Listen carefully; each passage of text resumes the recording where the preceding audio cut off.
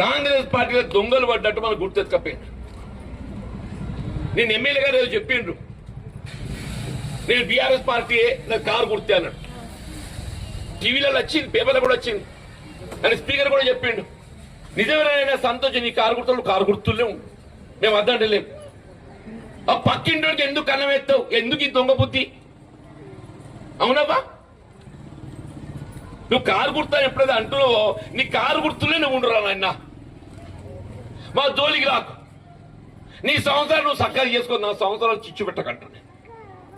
అవునవ్వా, నేను చెప్పింది అబద్ధం అవ్వా? నువ్వు పక్కింటోడికి అన్నం వేయకు, నీ సంవత్సరాలు నువ్వు సక్కగా చేసుకో, నా సంవత్సరాలు చిచ్చు పెట్టకని చెప్పాలి. తప్ప తల్లి వాని సంవత్సరం ఆడు చేసుకోక నా సంవత్సరాలు చిచ్చు పెట్టినట్టు ఏది ఇస్తున్నదో పెద్దలు నేను జెండా పట్టుకొని మోస్తే వాడిని గుర్తెత్తుకపోతే వాడు ఎక్కడ దిక్కులేక అదేదో యాపిల్ పట్టుకొచ్చుకున్నామా. నిజమా?